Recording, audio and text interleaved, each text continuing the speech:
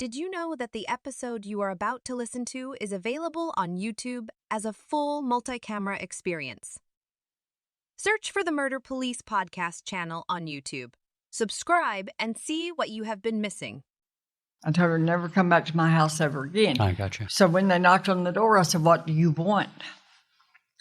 "It's Michael." I said, "What's wrong?" She said, "Well, I need to tell you something."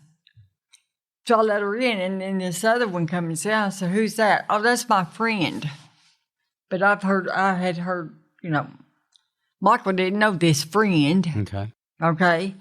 And so I said, "Well, I'll have to ride out there with y'all, I guess," which I hated to because I couldn't stand either one of them. Warning.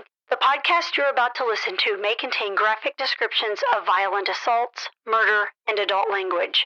Listener discretion is advised. Welcome to the Murder Police Podcast, The Vanishing of Michael Keith Gorley. What are they hiding? Part 1 of 3 with Michael's mother, Sandra Hasty, and his sister, Jennifer Gorley Coffey.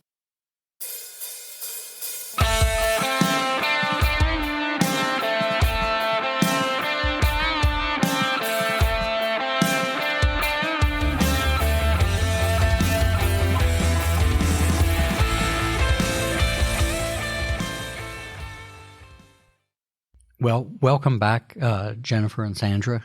Wendy couldn't be here today. She's on a little bit of a road trip. She says hello, and thanks for coming back and sitting down with us again. We sat down a couple years ago to talk about Michael's case and where it's at and what was going on with it. And I wanted to do that again because, unfortunately, we're at an anniversary point, and it's an anniversary that nobody should have to deal with. This is not an anniversary to celebrate, but I think it's important to recognize that and maybe encourage people who listen and watch to realize how much time has gone by without any answers or a sense of justice for you all. So thanks for sitting down. So Sandra, how are you doing today? I'm doing good. How are you, David? Doing good. I love the shirt. That's going to be the shirt at the memorial this year. And yes, you're right. Good deal.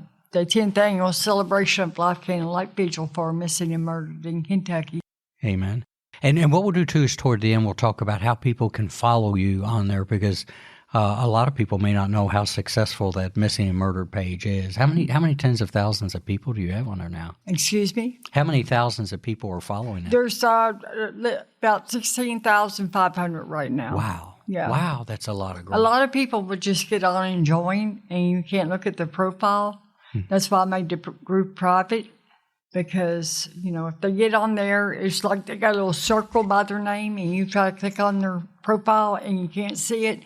And my main goal is to protect the families of the missing and murdered and the missing and murdered. I love it. It really is a good place to go for information on that. Yes, and it is. Probably helps people feel like they get a little bit of control of an out-of-control situation. So, and Michael's sister, Jennifer, how are you today?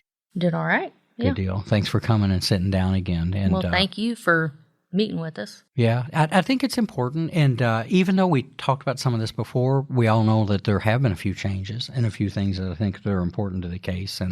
And so we'll go into those. Well, let's start out with this and you all, like we've done before, who's Michael? From the day he's born to the day that we're talking about today where he went missing. But tell us as much as you can about who Michael is. Michael was born on December 22nd, 1976 at Casey County Memorial Hospital. Back then, you had the nursery was right there in front of your mother. I watched my son be circumcised and all. He didn't even cry. And he was just a bundle of joy. I mean, up till his 38th birthday or up till he was 38. I mean, it's been 10 Christmases, 10 birthdays, 10 Mother's Days, 10 all holidays without Michael. There we go, because that's the anniversary. 10. He loved holidays. Yeah. He really did. He loved eating at holidays. What was his favorite thing to eat? Chicken and dumplings. Okay, yeah, I'm down for that. I don't eat it anymore. We were just talking before we got started. I have to make it every holiday. I love it. I love it. My mom made pretty good chicken and dumplings too. So, Jennifer, you're a sister, older or younger? Younger. Okay. Yeah, I'm the youngest. Okay. Well, tell us what that's like when you get a brother.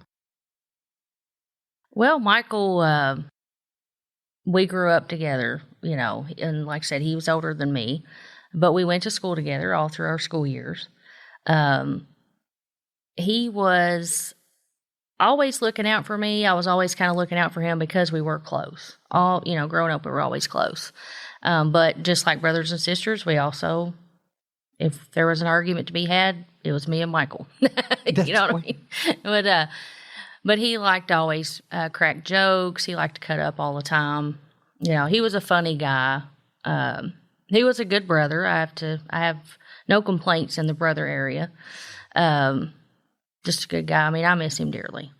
I can understand that. Right before I retired, I lost my baby brother. I had 4 brothers.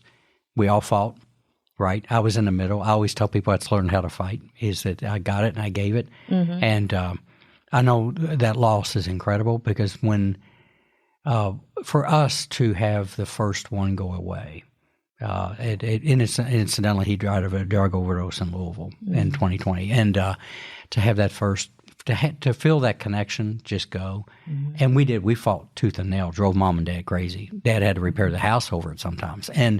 But we loved each other. Right. And you still look back at that. I wouldn't change it. Mm-hmm. I wouldn't change it. Maybe a few things. And one thing about my little brother is if you had a fight and it stopped, you'd wake up at 2 a.m. and he'd be beating you in the head with a Tonka truck. So he really had a hard time letting go. But so maybe I'd change that part because that hurt pretty bad.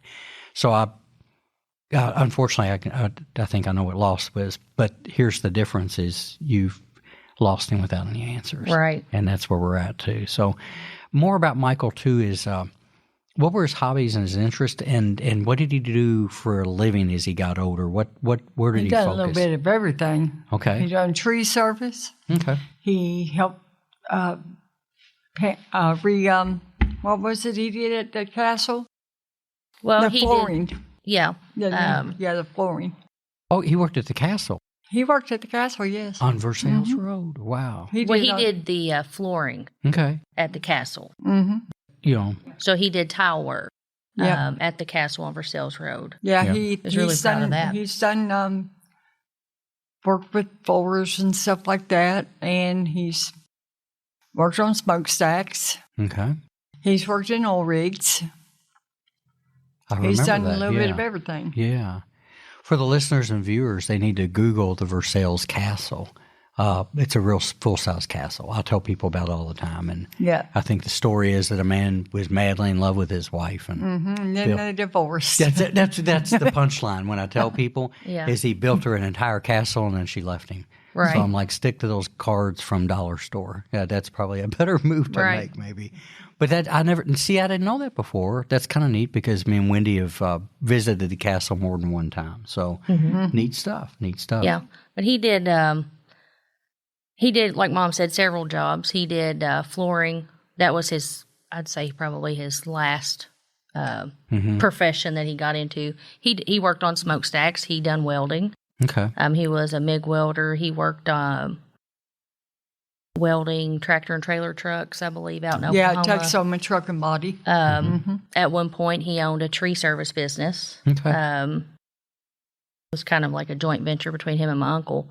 They did a lot of tree work. Yeah. A whole lot of tree work. That's when we had the big ice storm. I was going to say, there's no shortage of tree work in Kentucky when the wind blows or the ice comes. Right. And this was we had a big ice storm that year, and there was just tree work to be done everywhere you went. So, Michael's that might have been the year. I still got his ID from when he worked out on the oil rig, on the oil rigs in North Dakota. I was going to ask you, what states did he hit? North Dakota. Gotcha.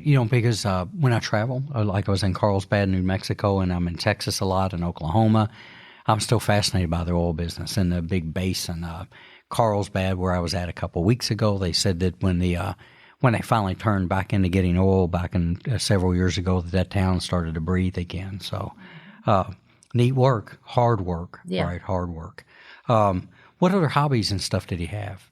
Excuse me? What other hobbies and passions did he have? Oh, I could find a poem that he had wrote me. Okay. About 6 months ago. Mm-hmm. And, he loved watching movies. Okay. He was more like, I don't know, He said, Mom, let's watch a movie. And he'd lay on one couch, I'd lay on another one, and we'd watch movies. When he'd be home, that's what he wanted to do, was watch movies. And he loved a lot of comedies. That's what I was going to ask is what he liked. Yeah, so. Yeah. Loved to laugh.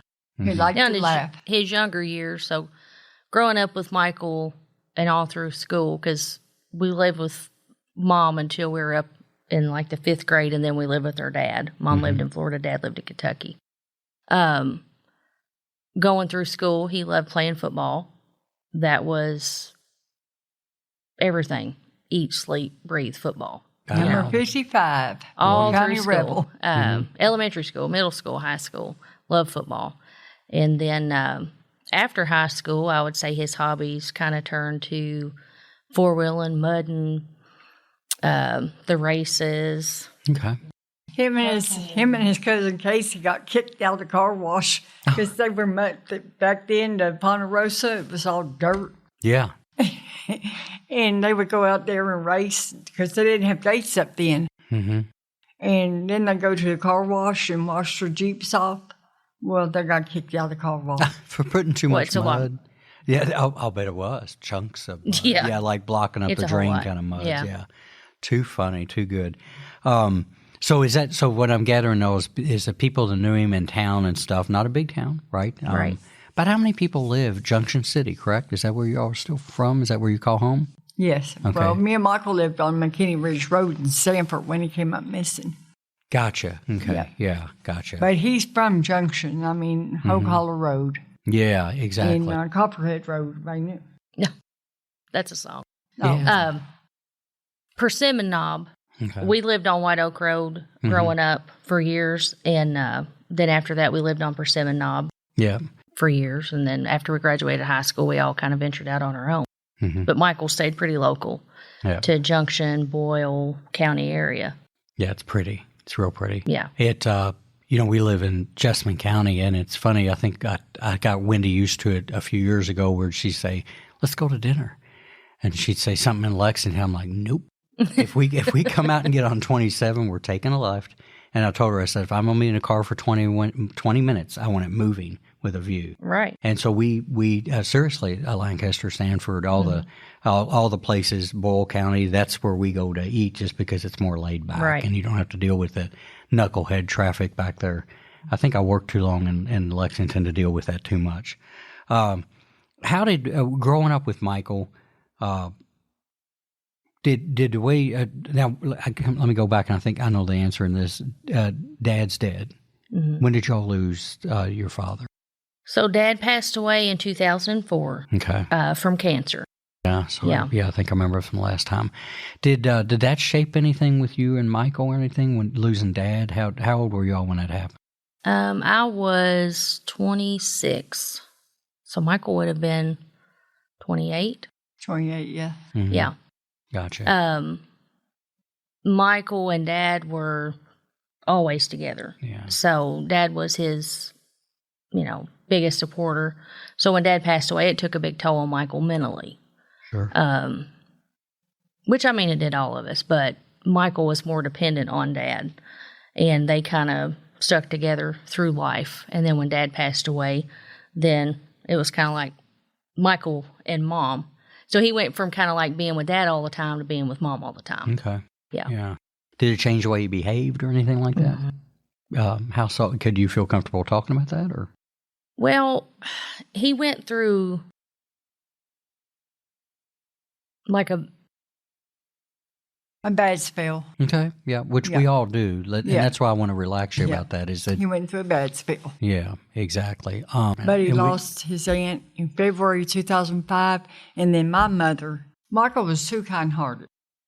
Okay, I don't care who the person was, what background they had. I've seen Michael take clothes out of his own clothes and put on people. Michael was born on his great-grandmother's birthday. Okay, that's a neat coincidence. Yeah.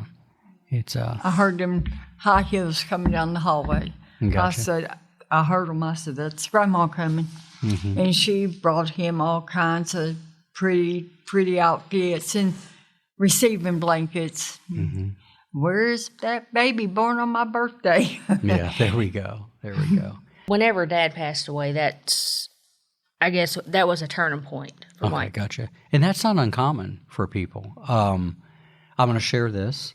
My youngest brother, because I've experienced it, is when we lost Dad, there was a shift in who he was. And 10 years later, when we lost my mother, there was another shift in who he was. Mm-hmm. And all of that, I think, accumulated in him having to deal with things he had a tough time dealing with. Yeah. So, and I think that's why I asked that, is we all handle those losses in different ways. I know losing my parents was very difficult, but I think it hit some people in my family harder than others, if that makes any sense on that too. It was hard on all of us. Michael wouldn't. When my mother died, Mm-hmm. Jennifer was there with us. Okay. But Michael stayed in the waiting room because he didn't want to see. They called her Ma Pat. He could not see her dying. Gotcha. Sure. Yeah. Well, when our dad passed away, it was December of 2004. And then my Aunt Cheryl passed away in February of 2005. So it was just 2 months after Dad passed away. Wow. Well, then Ma Pat passed away in March of 2005. So we had 3 major deaths in our family within 4 months. Yeah, that's a lot. Yeah. That's a So lot. by the time Ma Pat passed away, I was emotionally numb. And I think I've stayed emotionally numb for about 10 years. And I didn't realize it at the time. People say, well, how do you do it? And I'm like, I don't know. I guess I was kind of like on autopilot. I've said the same thing. Like when you lose people. Yeah. For me, and I know this is, and I'm not trying to be too distracted, but I think it's an important thing, is that for me, like 3 days of a fog. Do you know what I'm saying? Yeah. And it's like, that's when you do all that stuff with the funeral home and you do all those things, and it's almost like really mechanical. And then later it catches up. Yeah. Yeah, sometimes. It was kind of crazy. Like, I didn't even realize that I was kind of like numb for so long. Yeah. Not today. And then Yeah. it's kind of crazy. Like, me and my first husband divorced, and then it was like maybe a year after that, it was kind of like click. And all of a sudden I was just like, wow, I have emotions. I can cry. I can do this. I can do that. But it took a long time. Yeah, I think that's how we protect ourselves. Yeah. I think that's how we get through the worst stuff in life. But I do think it comes back and we pay the piper, and we finally, I don't know about paying the piper. I think we just go ahead and accept that, and then we start dealing with it in a more healthy way, in my opinion. Mm-hmm. I think that's the way it is for me too a lot of times. Well, take us back to like May 12th in 2015, maybe a day or two before. Try to get everybody up to when he goes missing, and what it was like just before, contact you had with him, where he last was, maybe a description of who he was with, things like that. If you can take us back to maybe he left my house May 17th in the morning, and that's the last time we saw him. Was it the 17th? I said 12th. 17th, where did I get that wrong? May 17th. Yeah, 2015. Okay, and that's the last time I saw him. Gotcha. Yeah. What was he doing right before then? Michael? Mm-hmm. Sleeping in my bed. Okay, there we go. Yeah. He was sleeping in my bed. He said, Mama, I'm going to sleep in your bed. Mm-hmm. I said, okay. So I'd sleep in his bed. He'd sleep in my bed. Gotcha. Yeah. Well, take us up to when he goes missing. So Michael had gotten into some trouble. Okay. And he went to jail for a couple of months. And he got out of jail on May the 12th. And so he was out of jail for 5 days before he went missing. Okay. How long was he in jail? Like maybe 2 months? I'm pretty sure it was about a 2-month stretch. Yeah, it was in jail. 60 days, and grand jury didn't indict, so they had to release him. Right. Okay, gotcha. Yeah. So he got out May the 12th, and he went missing on May the 17th. So was that he was only in out 5 Boyle days. County or Garrett County? He was in Boyle County jail. Okay, gotcha. Yeah. And I like getting that out because, sometimes those answers might be with people that he was with, and so where that was. Well, he should never went in jail. He had just gotten in a car with these people from Sanford to Boyle County. They found drugs on the driver and his girlfriend. Okay. They didn't find nothing on Michael or the girl, but I'm not going to mention the policeman's name. He's no longer a policeman. He took them all to jail and charged them with the same thing. Oh, okay, gotcha. But the grand jury didn't indict 2 of them. They didn't indict Michael and the other girl in the back seat. They Okay. didn't indict. Yeah. But they did indict the driver and his girlfriend in the front. Yeah. Because in the end, she gets to jail and thought she was going to hide stuff in her underwear, and it all came out. Oh, okay. Yeah. Yeah. So, yeah. I'd say that's getting caught dirty, right? That one way to put it. Yeah. Yeah. So he doesn't get indicted and they release him, which is how that works, is Right. that, once you hit that Right. time limit, you come out. Take it from there. Take us to where, when he went missing and where he was and when you found out. Well, we were told he was on Highway 300. Okay. Okay. But we were told this from the people that were involved. I see. Okay. Now, the man at Highway 300, I did call at 11 o'clock at night. He said Michael was there. The next day, he changed his story. I'm like, Michael didn't come home. Where's Michael? Don't know. I said, what you mean you don't know? He left walking between 8 and 9 last night. I said, hold up. I talked to you at 11 last night, and you said Michael was there. So we don't know if Michael was there or not. Yeah.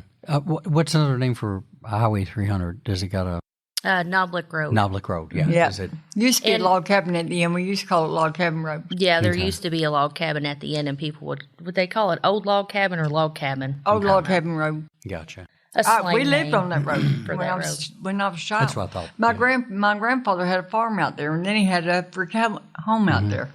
Gotcha. So I know. I mean, I just didn't know where Highway 300 was because I always knew Knoblick Road. Well, that's why I asked. Is that it's when you live in the country, it's got a number and then it's got a name, and so whoever's closest usually goes by the name too. So he ends up at a house on Knoblick Road, right? Yeah, And, they said he was. he was, If that's he what you're was told. there, I'm not sure that he was there. Yeah. Because now I know he is there at some point because the bloodhounds picked up his scent. Okay.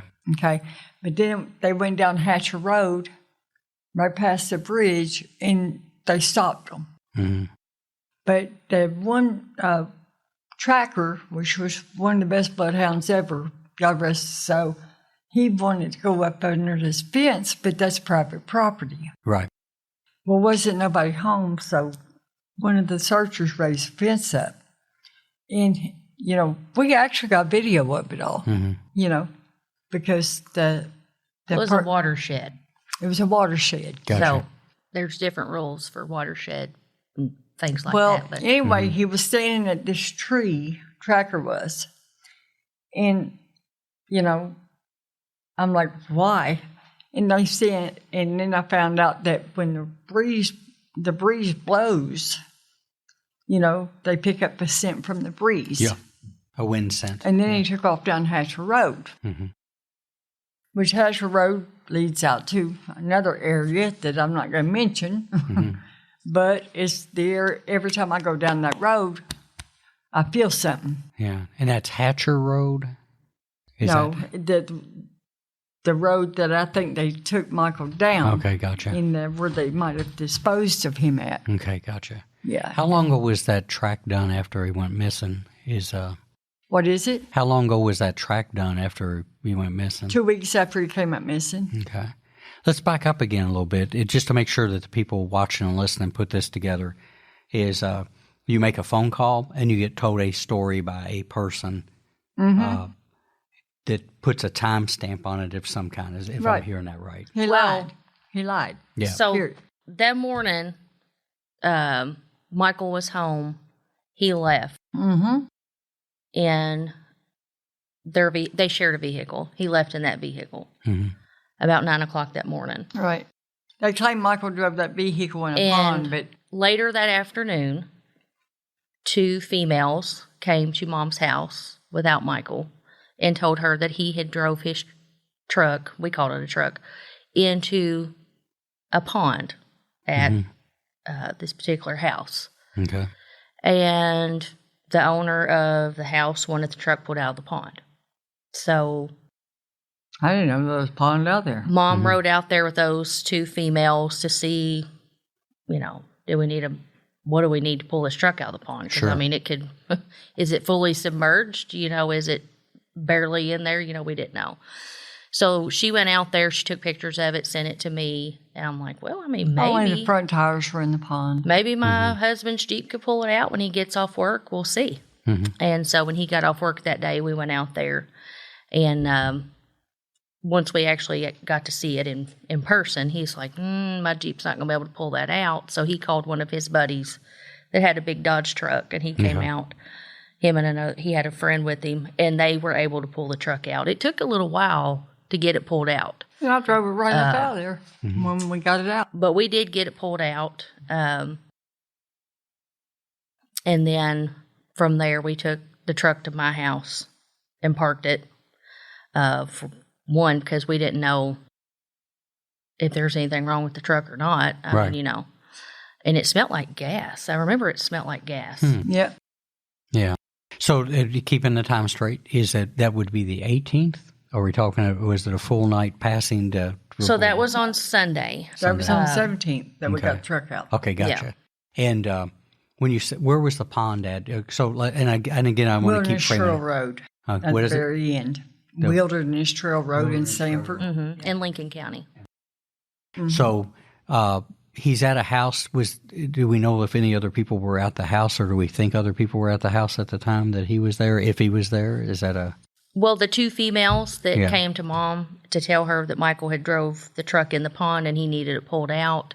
I mean, we assumed that they were there because, they were coming to Mom to say, hey, you need to get the truck out of the pond.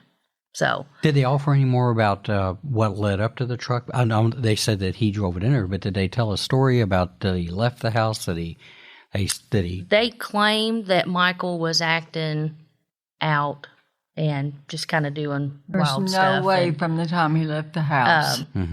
I don't think Michael drove that truck in the pond. But considering the source, we didn't feed a lot into it. We were just mostly concerned with getting their only vehicle out of the pond because they needed it. Yeah. They needed to go to the store. They needed to get around. Gotcha.